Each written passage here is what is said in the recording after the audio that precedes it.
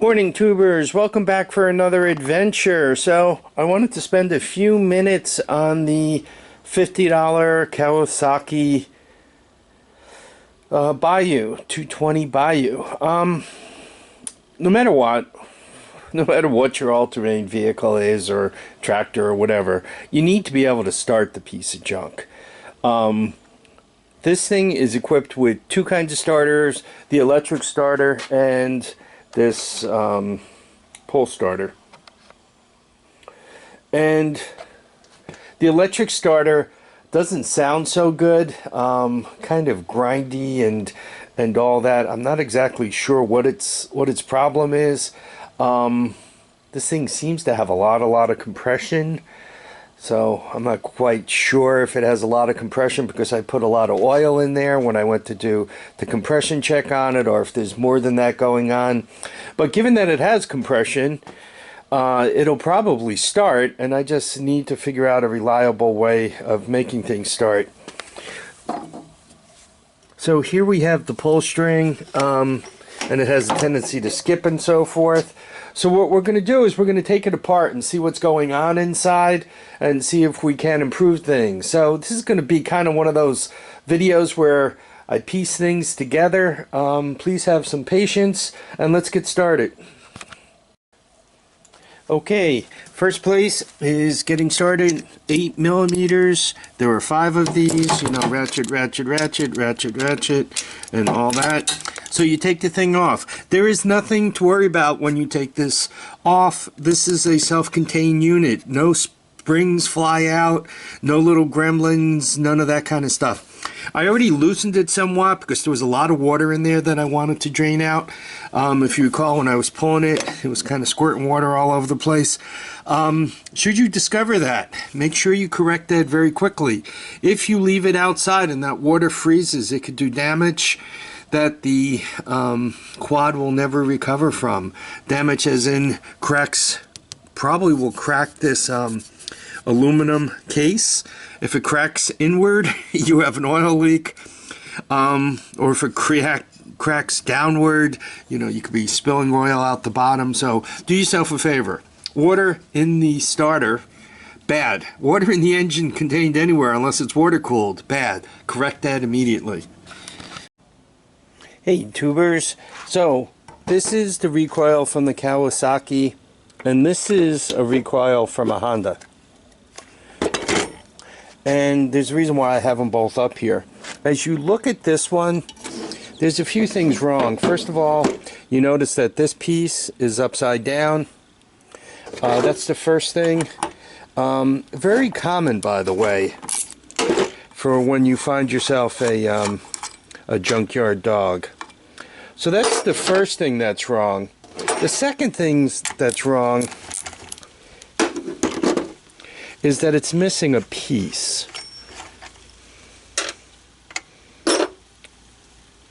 See that wiper thing right here? This guy? It's missing this. So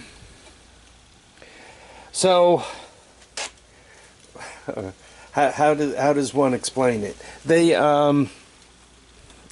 it appears to be the same exact piece from the Honda. So I'm going to borrow it from this Recoil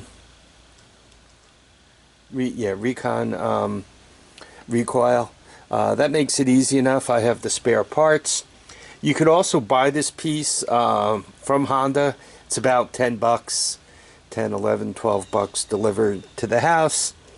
Or quite honestly, you can buy an entire Recoil starter for about 30 bucks, $26, $27 delivered right to the house, and get the spring, the rope, you know, the spring and everything else that goes with this. This backing spring. I don't know if I'm showing it to you well. I think you guys could see it, kind of in the palm of my hand, right? So that's wrong with it. Other than cleaning it up and getting the water out of it, I also need to unspool it and put an extra spin in the pulley to take some of this play out of the rope. So it needs a little bit of love and attention. I'm going to put these pieces there and all these other things up on top here in hopes of not having any of it go overboard and getting lost. So that's the first thing I'm going to do. This little piece too. Okay, that looks like all of it. Now I'm going to pull the string all the way out.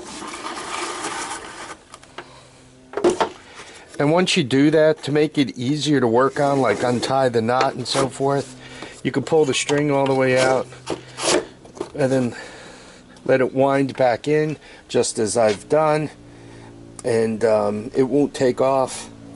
But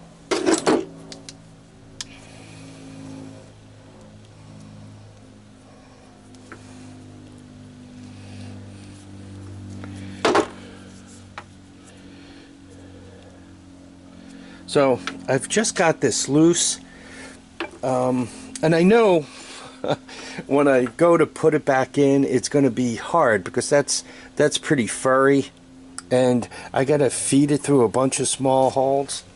So a lot of times what's helpful is if you get a lighter, right? I just want to make sure I'm doing this on tape, and you use the lighter properly.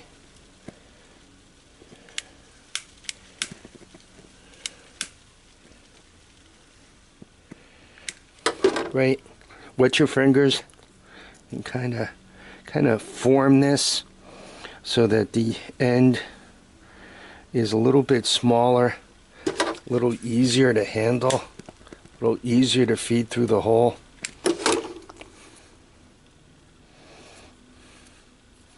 The wetting your finger part, kind of important. If not, you will kind of get burned. There you go.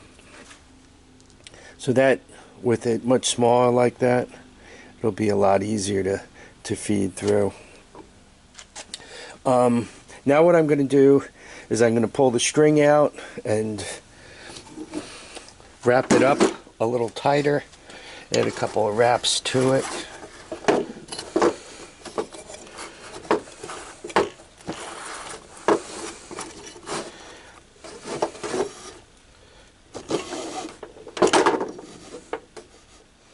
Now I got to put a couple of spins on it just to get it to where it was before.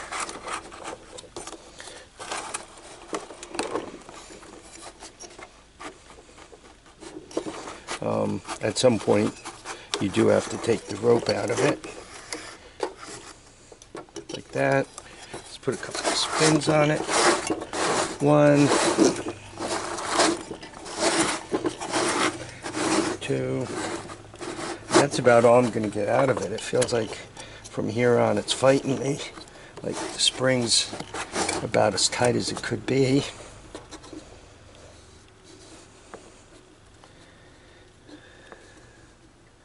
Put the string back in.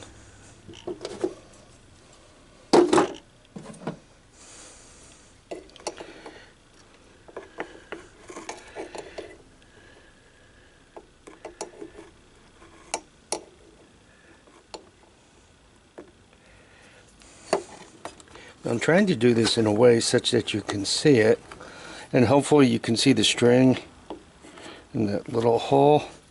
Just kind of reach it, pull it in.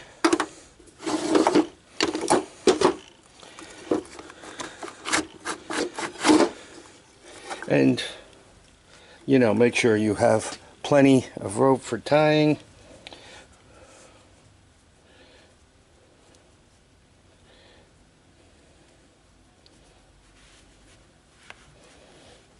Now you always retie the knot, and you try to make sure there's enough of this little nub sticking off. But you kind of want the knot as small as possible so it fits into the area allowed for it.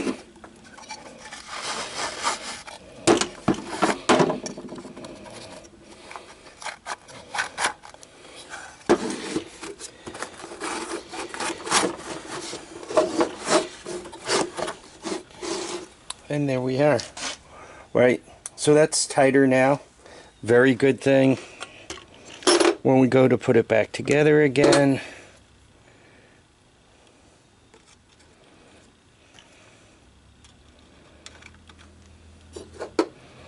it's already got that. The dirtier, uglier one went to this one. The wiper. And you guys could see what the wiper does, right? It pushes out, right? So now the dogs will engage, and it pushes back to make sure that that they disengage, so to speak. There we are. I'm just gonna put, well, I'm gonna actually not do that quite yet. And what I have to do is put this all back together again.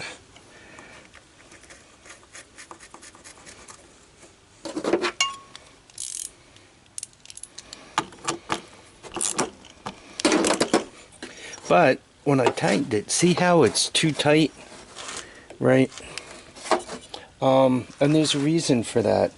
As time passed, this thing's probably, you know, taken a few hits and battered and so forth, but there's a way of curing that.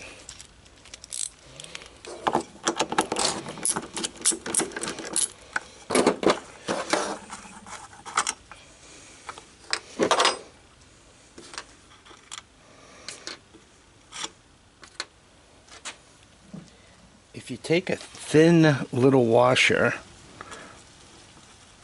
and put it on here, right?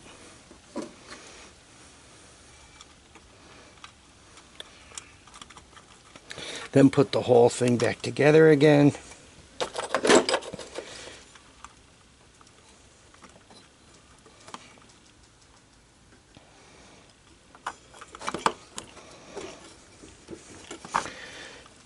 Make sure everything settles back down where it belongs.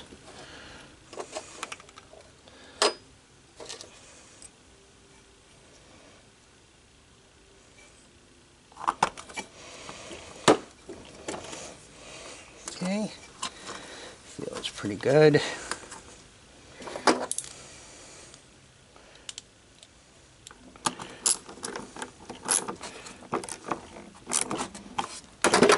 There you go. And when you pull it, see how the dog comes out? That's still a little taller than I want it to be. So I'm probably going to fish around for a little thinner washer. But you guys could see where I'm going with it. I'm probably going to end up using the end of a lug for electronics. I think that'll give me the right size. What I'm using right now is a lock washer, and it seems like it's a little too thick.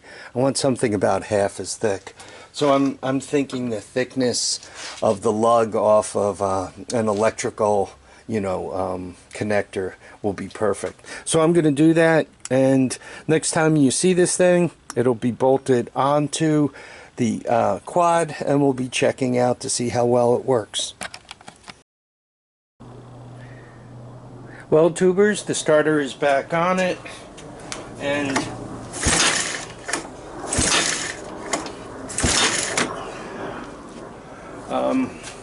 obviously works.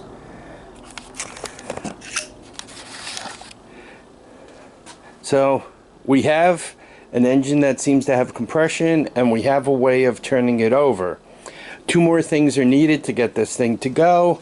They are a carburetor, and I just had one come in, and this was an interesting deal. It was a carburetor, and this is supposedly the right carburetor for the Bayou 220. It's a copy of the Makoni, I guess, Makoni, however one says that, and it came with the key switch. And I kept telling you guys, man, I thought I remembered there was a key on this thing. Well, I was probably looking at this thing think that does the reverse. But as I was going through that bag with the pile of paperwork in it, I did find the key. So there we are. I'm just running out of memory. So I guess this is going to have to end here. The next time you see this thing, hopefully you'll see that it's running. There are a couple of people parting these out by me, so hopefully I'll be able to track down a seat for a reasonable amount of money. Or if somebody has one and wants to send it to me. This is a, God, what was this thing? 1990, I think it was. So this is a 1990 Bayou 220. If anybody has a seat that they want to send my way, or send my way with a reasonable cost, I'd love to receive it and, you know, give you a nice shout out and all that other kind of stuff. The Horde does take donations. Okay, everyone, feet down, heads up. I want you all to get out there and enjoy your day. It doesn't look too bad here, though they're talking about the possibility of some snow for the weekend. How's that for a 4-letter word? Okay, everyone, take care now. We'll catch up with you all soon. Bye.